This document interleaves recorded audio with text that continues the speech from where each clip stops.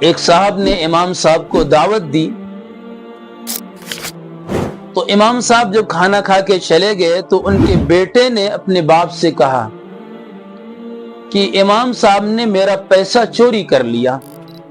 انہوں نے اپنے بچے کو بہت سمجھایا، لیکن وہ لڑکا اصرار کرتا رہا کہ آپ پوچھیں امام صاحب سے۔ تو 1 سال کے بعد پھر انہوں نے امام صاحب کو دعوت دی۔ امام صاحب جب دسترخوان پر بیٹھے تو انہوں نے کہا امام صاحب ایک بات میں پوچھوں، اگر آپ برا نہ مانیں تو امام صاحب نے کہا پوچھ لیں۔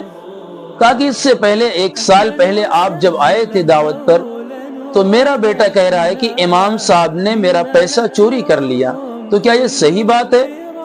تو امام صاحب نے کہا وہ الماری پر جو قرآن شریف ہے اسے ذرا اتاریں۔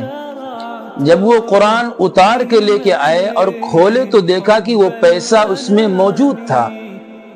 امام صاحب نے کہا کہ میں جب 1 سال پہلے آیا تھا تو یہ پیسہ بکھرا ہوا پڑا تھا، میں نے اٹھا کے اس میں رکھ دیا کہ جب اسے آپ کھولیں گے تو وہ پیسہ مل جائے گا، لیکن افسوس صد افسوس کہ پورا 1 سال گزر گیا اور آپ لوگوں نے قرآن کھول کر کے بھی نہیں دیکھا۔ وہ معزز تھے زمانے میں مسلمہ ہو کر اور ہم خوار ہوئے تاریک قرآن ہو کر۔